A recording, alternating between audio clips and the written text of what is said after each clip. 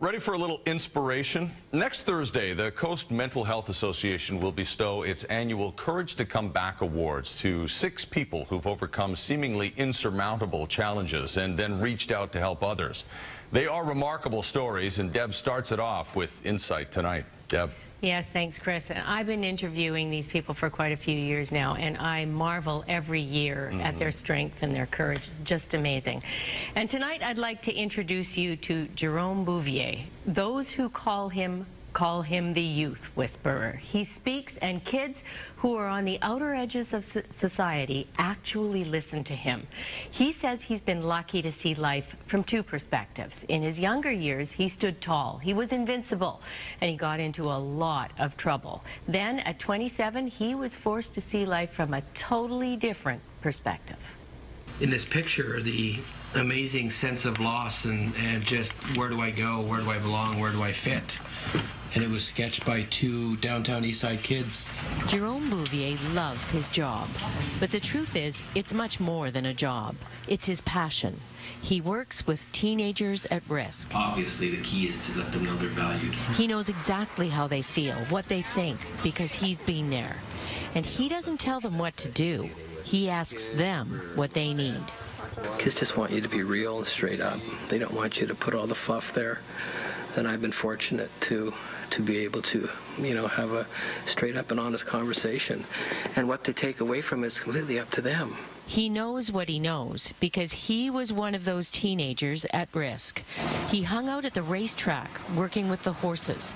Those were long days and late nights. He binged for days at a time, often waking up in strange places. He lived fast and high. By the time he was 19, cocaine was his best friend. It wasn't good, and it was about to get worse. Again, the lifestyle was you just did what you wanted to do. And so the craziness, or crossing the stupid line, as I like to say, is how will you know when you cross it? A good wake-up call would be crossing into a beach would be a good wake-up call.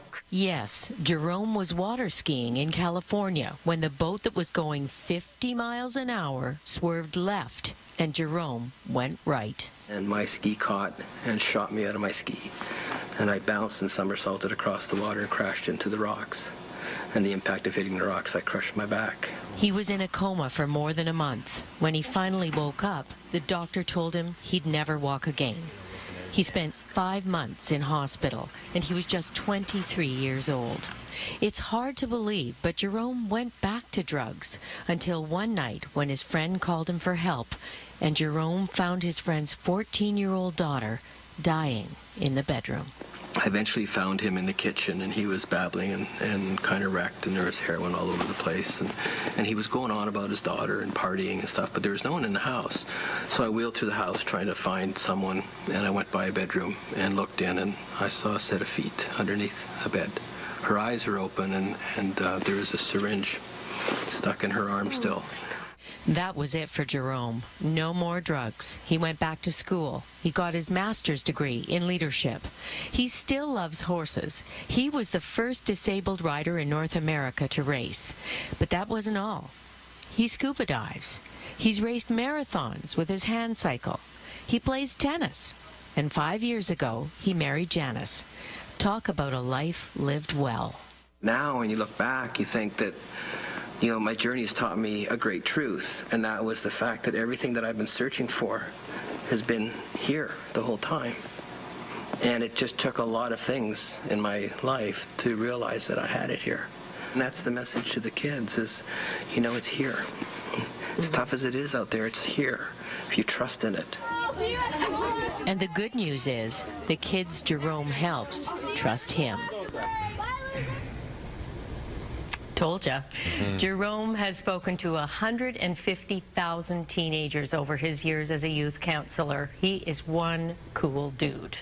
Now, tomorrow we will profile a very bright young man. His name